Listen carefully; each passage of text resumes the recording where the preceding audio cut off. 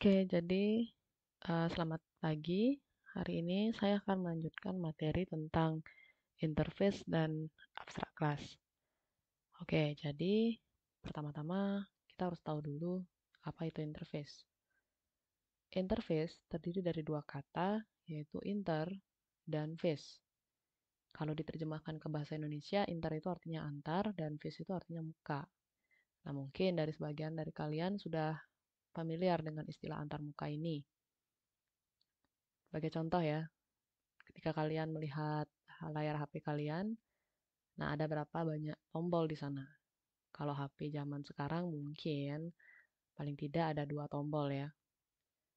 Nah biasanya sih tombol-tombol itu kalau HP zaman sekarang ada tombol untuk volume, kemudian ada tombol-tombol untuk mematikan maupun menghidupkan HP-nya. Nah tombol-tombol inilah yang dimaksud dengan interface itu gitu, atau antar muka itu. Sementara konten dari HP tersebut gitu ya, atau isi dari HP tersebut, ya kamu tidak peduli bagaimana kompleks atau abstraknya sistem di sana gitu ya. Jadi isi dari HP tersebut, ya kita tidak akan tahu ya seperti apa gitu. Yang terpenting yang kita tahu adalah tombol-tombol yang ada di HP tersebut. Nah, ini contoh analoginya. Jadi bisa perhatikan di sini ya. Ada pengguna di sini, kemudian ini adalah interface-nya, dan ini yang di belakang ini adalah apa namanya fungsionalitasnya gitu yang membuat apapun yang kalian tekan di interface itu akan menampilkan sesuai dengan apa yang kalian mau gitu ya. Output itu sesuai dengan apa yang kalian inputkan seperti itu. Itu interface. Jadi ketika kalian memencet tombol HP kalian, ada beberapa hal yang mungkin terjadi ya. Beberapa hal yang mungkin terjadi yaitu pertama, HP-nya bisa saja hidup. Yang kedua, HP-nya mati. Yang ketiga, suara HP menjadi besar. Kemudian suara HP menjadi kecil. Setelah itu kalian juga bisa mengambil gambar dari kamera. Nah, ini terjadi berdasarkan bagaimana implementasi diberikan kepada tombol tersebut gitu ya. Jadi apa sih yang implementasi apa yang diberikan kepada tombol tersebut gitu. Jadi berbeda brand HP, maka berbeda juga bagaimana caranya mengimplementasikannya gitu ya. Sebagai contoh, ada HP yang ketika kalian pencet 3 kali tombolnya, itu tombol volumenya, maka dia akan bisa mengambil screenshot ya. Sementara di brand lain atau di merek HP lain itu belum tentu bisa seperti itu gitu. Jadi tergantung ya, apa namanya, tombol itu bekerja tergantung bagaimana implementasi yang diberikan terhadap tombol tersebut. Nah, itu interface ya, antar mukanya. Nah, kita langsung ke contoh program ya, di example of program. Jadi biar langsung praktek. Nah, di sini saya bikin kelas baru lagi. Oke, yang pertama saya ingin membuat kelas dengan nama predator ya. Nah, ini saya besarkan seperti ini. Pertama saya akan buat kelas, yaitu dengan saya akan buat interface ya. Oke, atau saya buat kelas dulu ya. Sorry. Saya akan buat 3 kelas dulu. Nah, yang pertama nama kelasnya itu adalah tikus. Tikus. Kemudian habisnya tikus, saya mau buat kelas lagi itu dengan nama elang. Ya, ada tikus, elang, kemudian yang terakhir itu saya pakai contohnya itu em, ikan, ikan ya. Oke, jadi di sini saya sudah membuat 3 buah kelas, yaitu ada elang, ikan, dan tikus. Nah, kemudian saya akan membuat sebuah interface. Kita bisa pilih interface dengan new. Nah, di sini ada Java interface. Ini bisa langsung kalian pilih ya, Java interface. Di sini saya langsung cari predator. Seandainya ketika kalian klik kanan itu tidak ada interface ya, kalian bisa tambahkan nanti kata interface-nya. Nah, ini saya klik finish, maka dia akan muncul public interface. Seandainya ketika kalian klik kanan di sini itu tidak ada Java interface ya. Java interface kalian bisa langsung tambahkan keyword interface seperti ini. Biasanya kan di sini public class ya, tapi kata kelasnya itu kalian ganti jadi interface. Di sini saya buat interface dengan nama predator. Jadi antar muka dengan nama predator, penghubung dengan nama predator gitu ya. Kemudian saya buat interface dengan nama prey. Prey itu istilahnya mangsa ya. Saya kasih tulisan mangsa aja, mangsa. Oke, public interface mangsa. Nah, di sini saya sudah punya dua interface dengan nama mangsa dan predator. Kemudian saya punya tiga kelas juga, kelas elang, ikan, dan tikus. Oke. Nah, di sini di kelas predator, saya akan tambahkan dia sebuah metode dengan nama void memangsa. Nah, ini masih ada error, sorry. Hmm.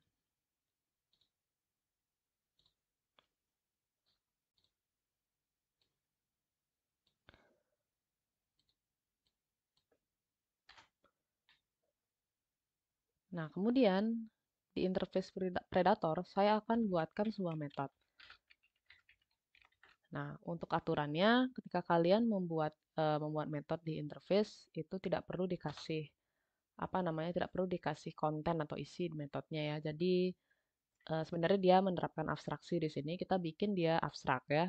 Kita bikin metodenya abstrak. Cuman tidak perlu ditambahkan keyword abstrak. Jadi cukup kayak saya tambahkan dia void memangsa ya, memangsa. Nah, cukup seperti ini aja, tambahkan metodenya. Kemudian habisnya predator di bagian mangsa, saya buatkan juga metode di sini. Saya buatkan juga metode dengan nama void melarikan diri. Oke, jadi mangsa nanti dia melarikan diri, sementara predator ini dia memangsa. Nah, kita ke kelas elang. Elang ini termasuk predator ya. Jadi dia akan mengimplementasi dari interface predator. Karena dia predator kan, elang itu burung elang adalah predator ya.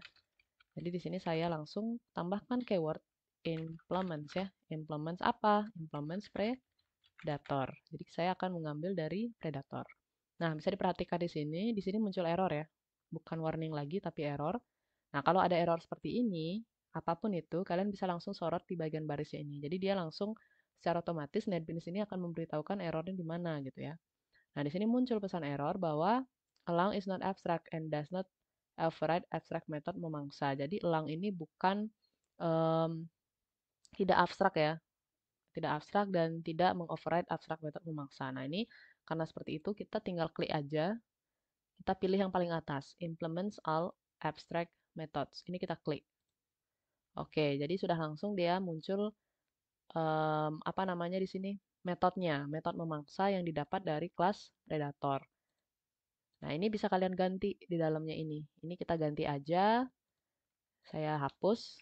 Saya kosongkan seperti ini. Nah, baru kita tambahkan di sini sysout ya. System out print line. Oke, di sini dia memangsa atau elang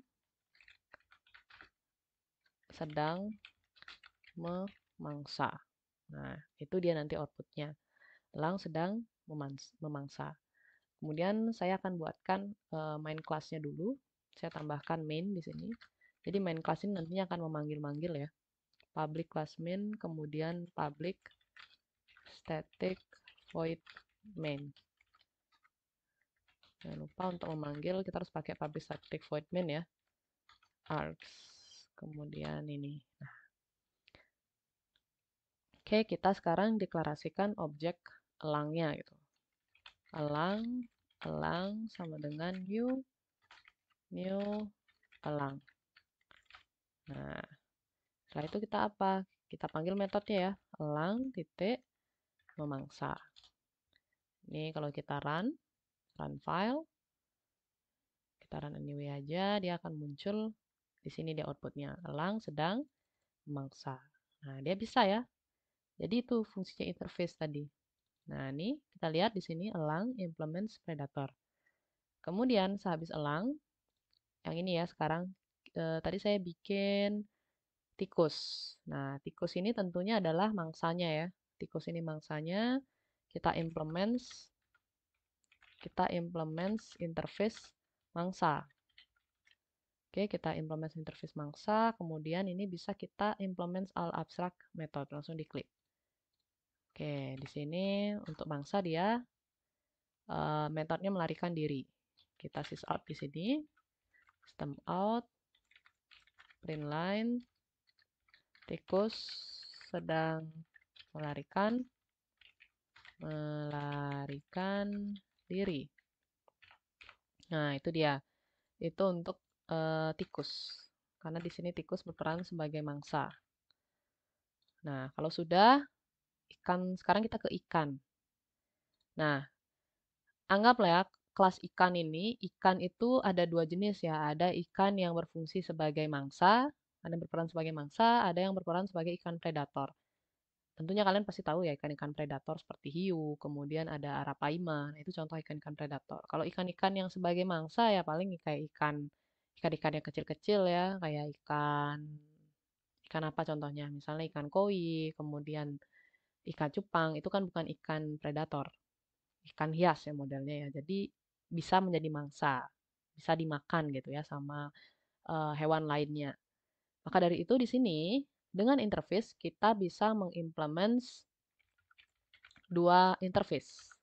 Gimana cara mengimplement dua interface? Karena dia ikan ini bisa dimangsa dan memangsa, maka dia bisa sebagai predator ya. Implement predator. Nah, kita pisahkan dengan tanda koma aja. Predator kemudian sama mangsa. Nah, dengan interface kalian bisa mengimplement dua seperti ini. Kalau tiga interface-nya ya kalian tinggal tambahkan koma aja di sini terus lanjutkan interface selanjutnya gitu ya. Nah, yang ini kita klik kanan kita implement all abstract methods juga lagi. Jadi dia otomatis akan muncul di sini mengoverride metode memangsa dan metode melarikan diri. Nah, ini saya ganti isinya ya. Saya ganti isinya. Yang ini sysout, system out, print line. Di sini ikan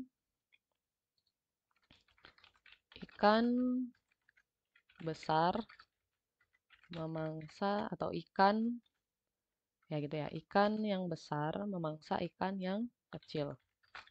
Ikan yang besar memangsa ikan yang kecil. Kemudian melarikan diri. Ikan yang kecil melarikan diri dari ikan predator. Nah, ini jangan lupa titik koma. Ikan yang besar. Sorry, kok saya buatnya di sini. Maaf ya, bukan di sini. Harusnya saya sysout.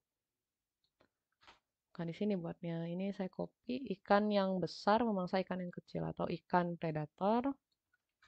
Ikan predator memangsa ikan yang kecil. Ini saya copy aja. Saya taruh di sini. Di sini ikan yang kecil ya atau ikan kecil dimangsa oleh ikan predator atau ikan kecil melarikan diri sesuaikan ya dari ikan predator. Nah, itu contohnya. Ikan kecil melarikan diri dari ikan predator. Nah, jangan lupa kita panggil di sini di mainnya elang-elang, kemudian tadi ada tikus ya. Tikus sama dengan new tikus. Kemudian kita panggil tikus di sini, tikus. Di sini dia melarikan diri. Habis itu ada ikan ya, ikan sama dengan new ikan. Nah, di sini ikan itu dia melarikan diri dan ikan itu bisa memangsa. Nah, baru kita run anyway. Nah, elang sedang memangsa, tikus sedang melarikan diri, ikan kecil melarikan diri dari ikan predator memangsa ikan yang kecil. Nah, itu contoh implementasi dari interface. Jadi di sini bisa kalian lihat ya, di sini saya punya dua interface, yaitu interface predator dan interface mangsa. Kemudian saya memiliki tiga buah kelas, yaitu elang, ikan, dan tikus. Di sini elang tentunya akan berperan sebagai predator, maka dia akan mengimplement interface predator. Jadi kalian tinggal tambahkan di sini keyword implements predator. Setelah itu kalian otomatis akan mengoverride metode yang ada pada interface predator. Nah, ini catatannya, ketika kalian membuat sebuah metode pada interface, itu tidak perlu kalian berikan deskripsi. Jadi tidak perlu ditambahkan deskripsi seperti ini. Dia akan error. Tidak bisa ya. Jadi tidak bisa. Interface abstract method cannot have body. Jadi di sini aturannya sebuah interface itu tidak boleh memiliki body ya atau isi. Karena sifatnya di sini interface itu dia menggunakan metode abstrak. Nah, setelah ini kalian akan belajar tentang abstract class ya. Jadi dia cukup dibuat seperti ini aja. Itu khusus untuk interface. Begitupun juga di interface yang lagi satu, di mangsa juga sama. Dia ketika kalian buat metode, ya udah dia metode melarikan diri tanpa ada isinya di sini. Gitu. Setelah itu baru kalian panggil ya dengan di method main-nya. Jadi kita panggil-panggil dan nanti di method main. Oke, itu. Nah, ini sudah saya berikan example-nya atau contoh programnya langsung sama robot gininya ya, outputnya gitu. Jadi kesimpulannya ya, interface atau antarmuka itu adalah sebuah template yang bisa di-apply ke sebuah kelas atau bisa diterapkan ke dalam sebuah kelas. Nah, sama seperti pewarisan, tetapi dia lebih spesifik ya, dia lebih ditentukan kelas mana yang harus menggunakan gitu ya, atau menggunakan interface ini. Kelas ini, sebuah kelas itu ya, jadi banyak kelas itu bisa meng-apply lebih dari satu interface. Contohnya kayak ini tadi ya, kayak yang saya kasih contoh di tikus. Nah, di sini ada kelas tikus, sorry. Kelas tikus ini eh, coba tadi ikan ya maksud saya. Nah, seperti contohnya ini ya. Nah, ini dikatakan di sini bahwa kelas itu bisa meng-apply atau menerapkan lebih dari satu interface. Sementara kalau bedanya sama pewarisan, dia terbatas ya. Kalau pewarisan kan kalian tidak hanya bisa satu kelas saja yang menerapkan pewarisan itu. Gitu. Jadi ini contohnya. Di sini ada kelas ikan, di mana kelas ikan ini bisa mengimplement predator, interface predator sama mangsa. Jadi dia bisa lebih dari satu interface di sini. Berbeda sama pewarisan. Kalau kita buka pewarisan, nah ini contoh yang minggu lalu, misalnya seperti bujur sangkar ya. Nah ini public class bujur sangkar extend bentuk. Cuma satu aja. Tapi kalau coba saya tambahkan, misalnya saya tambahkan di animal misalnya. Animal. Nah, dia akan error ya. Tidak bisa dengan tanda koma seperti ini. Dia akan error. Jadi itu bedanya interface sama pewarisan. Kalau pewarisan hanya bisa mewariskan satu kelas aja atau mewarisi satu kelas saja. Sementara kalau interface itu bisa lebih dari satu interface, gitu ya. Jadi sebuah kelasnya itu bisa mengambil lebih dari satu interface. Nah, itu dia ininya. Kesimpulannya ya. Oke, selanjutnya kita lanjut ke abstract class atau kelas abstrak ya. Nah, apa sih kelas abstrak itu? Kelas abstrak adalah kelas yang masih dalam bentuk abstrak. Karena bentuknya masih abstrak, dia tidak bisa dibuat langsung menjadi objek. Sebuah kelas agar dapat memiliki sebuah kelas itu agar dapat disebut kelas abstrak, setidaknya memiliki satu atau lebih metode abstrak. Metode abstrak adalah metode yang tidak memiliki implementasi atau tidak ada bentuk konkretnya. Tuh. Atau kalau dibilang ya, metode abstrak itu adalah metode yang nggak ada isinya gitu. Contohnya ini, yang ini ya contohnya ya. Nah, bisa dilihat di sini, ini adalah metode abstrak ya. Kemudian yang ini bukan metode abstrak karena ada isinya. Kalau yang ini nggak ada isi. Gitu. Nah, dan kelas yang menggunakan metode ini secara otomatis akan menjadi kelas abstrak. Terus kenapa sih kita pakai kelas abstrak gitu ya? Nah, kita tahu kelas abstrak memang belum bisa digunakan secara langsung. Karena itu, agar kelas abstrak dapat digunakan, maka harus dibuat bentuk konkretnya. Cara membuat kelas abstrak menjadi konkret adalah dengan membuat implementasi dari metode-metode yang masih abstrak. Nah, dan hal tersebut bisa kita lakukan dengan menggunakan pewarisan atau inheritance. Kelas abstrak biasanya digunakan sebagai kelas induk dari kelas-kelas yang lain. Kelas ANA akan membuat versi konkret dari kelas abstrak. Lalu akan muncul nih pertanyaan, kenapa sih kelas abstrak itu harus dibuat menjadi abstrak? Kan bisa aja kita pakai kelas yang biasa gitu ya. Kenapa kita pakai kelas yang abstrak? Kenapa nggak pakai kelas yang biasa-biasa aja? Iya, bisa-bisa aja sih ya. Tapi pada suatu kondisi tertentu, kelas induk itu tidak ingin kita buat sebagai objek, karena kode metodenya belum jelas mau diimplementasikan seperti apa. Maka kelas ini sebaiknya dijadikan abstrak. Gitu. Nah, biar makin paham, kita lihat nih contoh yang ini ya. Saya sudah berikan dua contoh, dua kelas gitu ya. Ada kelas database dan kelas MySQL database. Berarti ini kelas child-nya ya, karena dia extends ke database. Database ini kelas induknya. Nah, kedua kelas tersebut adalah kelas yang biasa. Sekarang mari kita coba buat objek dengan nama DB ya. Nah, ini nama DB-nya. Jadi kita buat objek untuk kelas database, kelas induknya. Nah, ini akan valid. Tapi sebenarnya ya, objek database tidak bisa digunakan. Saat kita memanggil metode getTableName, si kelas database ini akan bingung gitu. Ketika kita manggil nih metode yang ini, getTableName yang ini ya. Ketika kita panggil metode yang ini, maka kelas database ini akan bingung. Mengapa? Karena belum jelas gimana metode untuk mengambil nama tabel di database dan database apa yang akan dipakai. Karena itu, kelas database sebaiknya dibuat menjadi abstrak agar tidak bisa digunakan untuk membuat objek. Nah, terus gimana nih caranya membuat kelas abstrak di Java? Nah, cara membuat kelas abstrak adalah dengan memberikan kata kunci abstrak. Nih, caranya ketika kalian membuat sebuah kelas abstrak, kalian tinggal tambahin kata kunci abstrak sebagai berikut. Misalnya kayak ini, nama kelasnya apa? Kita tambahin aja kata abstrak di depannya. Ini nama metodenya, kita tambahin kata kunci abstrak depannya. Gitu. Nanti dia hasilnya akan seperti ini. Oke, sekarang kita lanjut ke contoh ya. Kita coba contoh. Nah, di sini kelas kendaraan ya, vehicle ini kendaraan adalah sebuah kelas abstrak. Karena dia punya metode go ya. Ini ada metode go-nya. Jadi metode go ini adalah metode abstrak.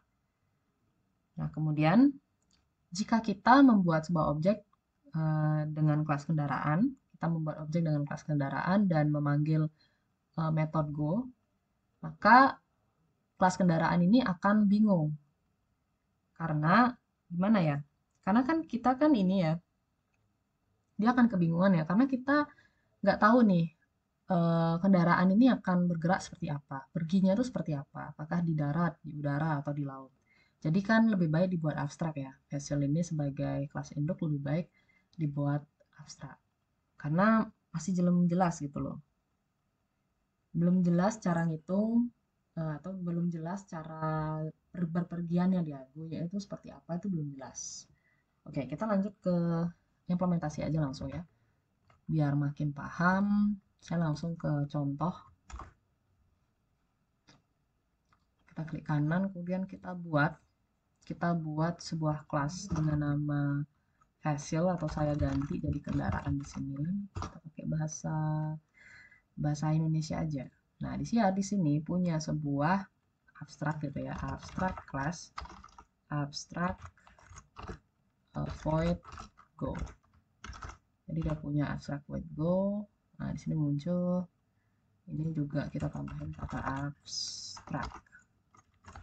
Oke, abstrak public class kendaraan. Jadi ingat, ketika kita ingin membuat sebuah kelas itu menjadi abstrak, kita tambahkan aja kata kunci abstrak depannya. Selanjutnya kita akan buat kelas apa namanya childnya. Tadi kan parentnya, kita buat childnya yaitu car atau mobil. Ya, mobil itu adalah salah satu contoh mobil apa namanya kendaraan. Jadi di sini kita extends ke kendaraan.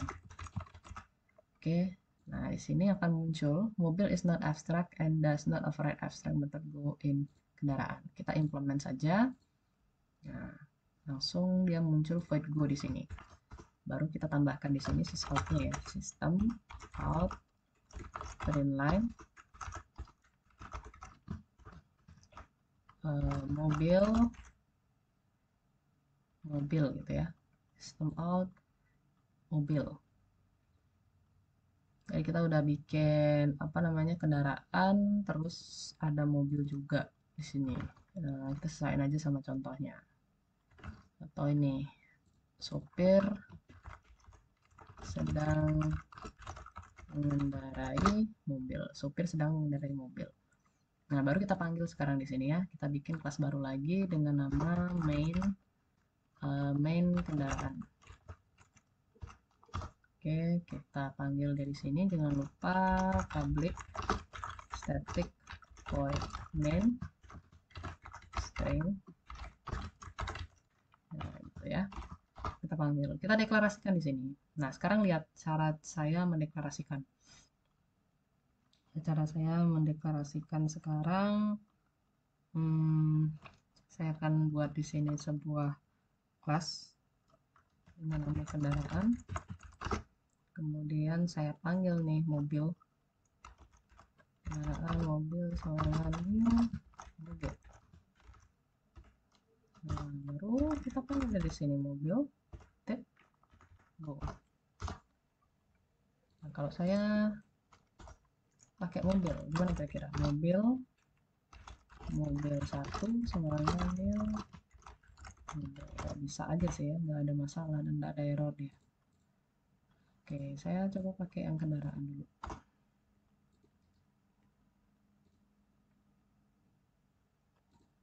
Nah, supir sedang menarik mobil. Nah, coba perhatikan ya. Kalian perhatikan objek mobil ini. Nah, objek mobil ini memiliki tipe yang sama. Memiliki sebuah tipe gitu ya. Memiliki sebuah tipe bernama kendaraan. Jadi di sini dia kita manggilnya pakai kendaraan. Jadi kita bisa deklarasikan kelasnya karena dia kelas abstrak. Jadi di sini mobil itu bisa atau kendaraan itu bisa kita deklarasikan objeknya gitu dengan menggunakan kata mobil.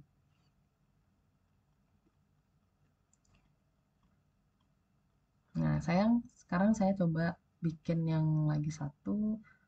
Tadi kan mobil, kemudian saya bikin lagi satu itu biar kelihatan jelas contohnya. Nah, tadi mobil, car, kemudian habisnya mobil itu ada sepeda ya, sepeda. Nah, kita extend juga, extend ke kendaraan. Oke, sini juga sama.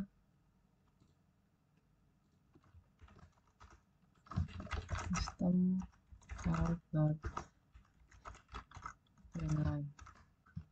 Nah, di sini seseorang sedang mengendarai sepeda.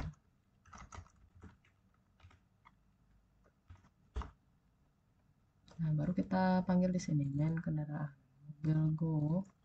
Di sini sepeda ya. Sepeda bukan sepeda tapi kendaraan. Kendaraan, kemudian di sini sepeda new kendaraan. Bukan kendaraan, tapi new sepeda. Oke, kita panggil di sini sekarang sepeda. Go.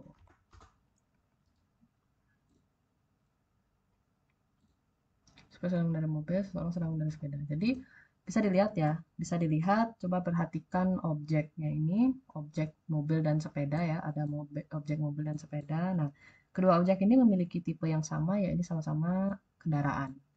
Mobil dan sepeda sama-sama kendaraan. Tapi mereka dibuat dari kelas yang berbeda. Itu. Jadi kira-kira seperti itu ya contoh dari penggunaan dari abstrak class ini. Kalian bisa menuliskan kendaraan di sini, kemudian mobil, new mobil. Gitu. Kalau nggak pakai abstrak class ya nggak bisa. Kalian nggak bisa deklarasi kelas kendaraan di sini. Itu untuk kendaraan. Nah, ini dia. Ini abstraknya dia ya. Nah, kemudian Apa bedanya, next ya, apa bedanya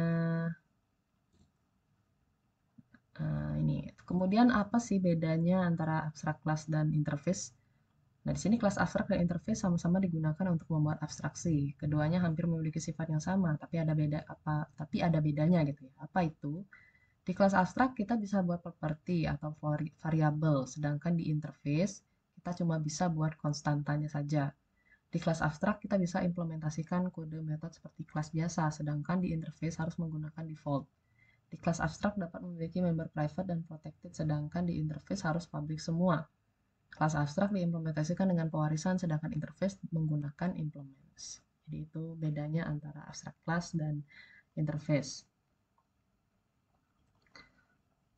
Oke, nah ini kesimpulannya. Abstrak class tidak bisa dibuatkan instance gitu ya.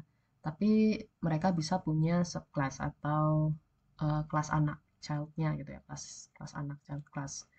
Metode abstrak bisa dideklarasikan tanpa sebuah implementasi. Nah, itu kesimpulan dari pelajaran abstrak class ini. Oke, nah itu kira-kira ya dari penjelasan saya mengenai tentang interface dan kelas abstrak. Jadi sekian penjelasan dari saya. Apabila ada yang ditanyakan, bisa langsung menghubungi saya. Sekian dan terima kasih.